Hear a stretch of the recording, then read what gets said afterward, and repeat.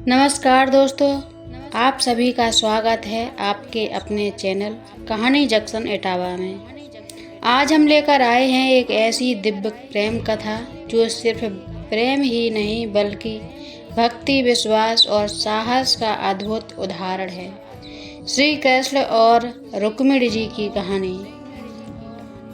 यह कहानी हमें सिखाती है कि सच्चा प्रेम हमेशा अपने रास्ते खुद बना लेता है, चाहे कितनी भी बाधाएं क्यों ना आए। तो आइए बिना देरी किए हुए शुरू करते हैं आज की अद्भुत कथा।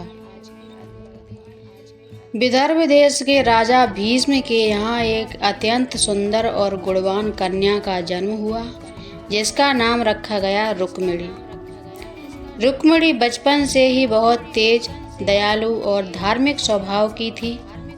उसका सौंदर्य इतना अद्भुत था कि लोग उन्हें देवी लक्ष्मी का अवतार मानते थे।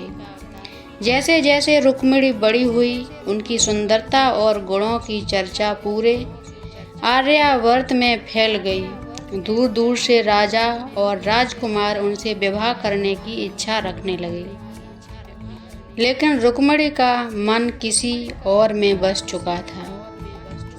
रुक्मिणी ने बचपन से ही श्री कृष्ण की लीलाओं और उनके पराक्रम की कथाएं सुनी थी।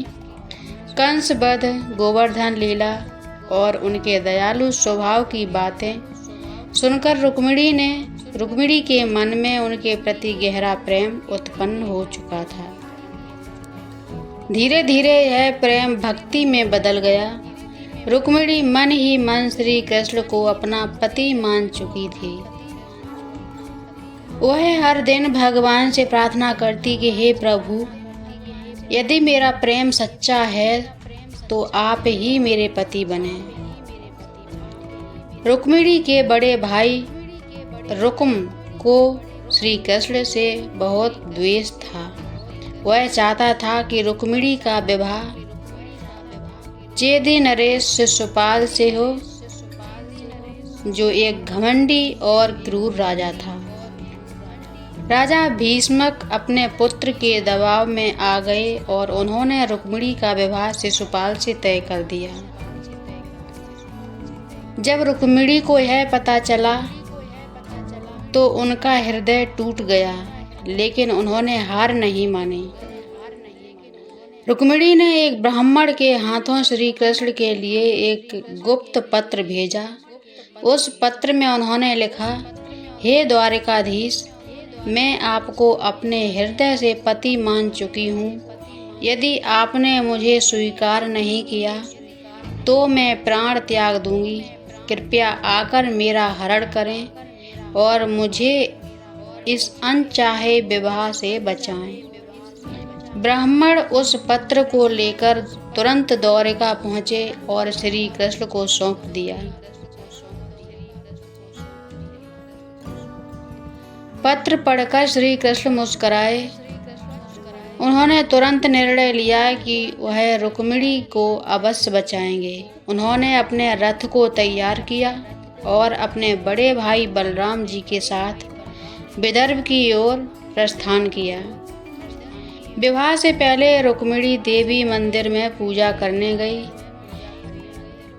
यही वह समय था जिसका इंतजार भी श्री कृष्ण कर रहे थे। जैसे ही रुक्मिणी मंदिर से बाहर आई, श्री कृष्ण अपने रथ के साथ वहां पहुंचे। उन्होंने रुक्मिणी को अपने रथ में बैठाया और वहां से तेज गति से निकल पड़े।